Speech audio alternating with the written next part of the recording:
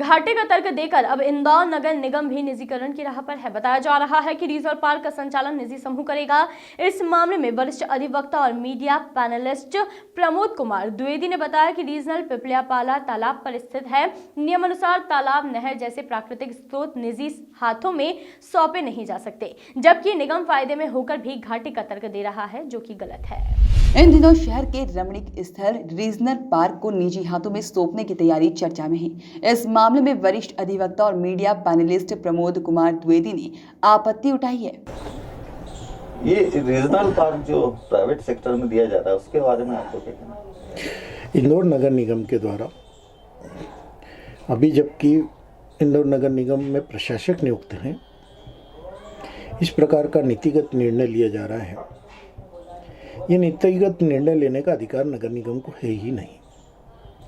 Regional park जो शासकीय भूमि पर बना है, इंदौर विकास प्राधिकरण ने इसका डेवलपमेंट किया है।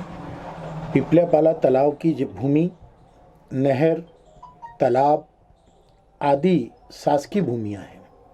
नगर निगम अर्ध शासकीय संस्था है। नगर निगम अगर सरकार की कोई ज़मीन लेता है तो बाकायदे उसे उसी प्रकार का मालिकाना हक लीज डीड के रूप में प्राप्त करना होगा, जैसे कि देवास की टेकरी पर रोपवे बनाने के लिए और उसका संचालन करने के लिए मध्य प्रदेश सरकार ने देवास नगर निगम को भोपाल चौराहे पर ज़मीन लीज पे दी थी। जब पिपलियापाले की ये ज़मीन आपको लीज पर मिली नहीं है, इंदौर विकास प्राधिकरण ने इसको बनाया, व्यवस्थाओं का संचालन करने के लिए नगर निगम को दिया। राज्य सरकार ने ढिंढोरा पीटा, इंदौर में सपनों का एक महल खड़ा कर दिया गया। इंदौर के भारतीय जनता पार्टी के नेताओं ने ऐसा बताया जैसे स्वर्ग से सुंदर रीजनल पार्क वो इंदौर को सौगात के रूप में दे रहे हैं। आज उसी भारतीय जनता पार्टी की सरकार केंद्र सरकार में जिस तरीके से शासकीय संपत्तियों को निजीकरण के माध्यम से सौंप रही है, उसी से कदम ताल करते हुए आयुक्त महोदय को लगा कि वो भी निजीकरण की तरफ बढ़ें। वो भूल गए कि ये संपत्ति उनकी संपत्ति है ही नहीं। और अगर ये आप उदाहरण दे रहे हैं कि ये कारण गिना रहे हैं कि रीजनल पार्क में 5 करोड़ का घाटा है, तो नगर निगम तो करोड़ों के घाटे में है। फिर संविदा पर उपायुक्त लगातार आगे बढ़ते जा रहे हैं, 8-8 से 10-10 उपायुक्त बढ़ रहे हैं। कर्मचारी क्योंकि संख्या अनगिनत बढ़ती गई, टैक्स का भार आम जनता पे अनगिनत बढ़ाया जाता रहा, उसके बाद भी नगर निगम की खस्ता हाल है। तो नगर निगम ही हमें पूरे लीज पे दे दीजिए, हम लेने को तैयार हैं। और हम तो दावे के साथ कहते हैं कि एक भी टैक्स नहीं बढ़ाएंगे। आपके अफसरों का मोबाइल और उनके बैंक के खाते सीज कर देंगे और उसके बाद इंदौर की जनता देखेगी कि किस प्रकार से संपत्तियों के टैक्स आते हैं, किस प्रकार से अवैध निर्माण रुकते हैं, किस प्रकार से नियमों का पालन होता है। पहले आपका जो उत्तरदायित्व है उसका निर्वहन कीजिए। ये देखिए कि आप व्यवस्थाओं को किस तरीके से पारदर्शी बनाना चाहते हैं।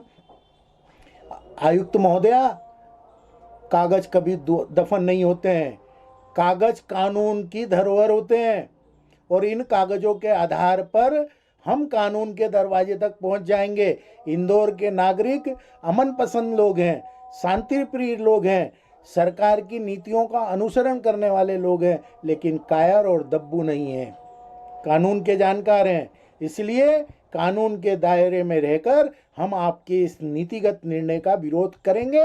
साथ ही साथ इस पूरी साजिश का पर्दाफाश करेंगे कि पहले राज्य सरकार इस प्रकार का काम करती थी कि कुष्ठ रोगियों को आर्थिक स्वावलंबन देने के लिए पार्किंग चलाने के लिए दे देती थी। मैं आपसे पूछना चाहता हूं कि इंदौर में ऐसा कौन सा मानसिक कुष्ठ रोगी पैदा हो गया जो निजीकरण के लाभ के माध्यम से इस रीजनल पार्कों को हथियाना चाहता है और आप दया का पात्र समझ करके उसे देना चाहते हैं। बंद कर दीजिए ढकोसले।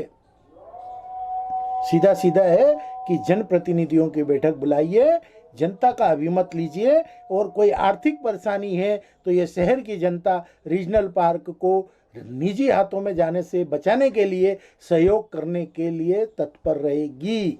आपका नाम? प्रमोद कुमार द्विवेदी, प्रदेश प्रवक्ता, Madhya Pradesh Congress committee. Bureau report, voice of rights.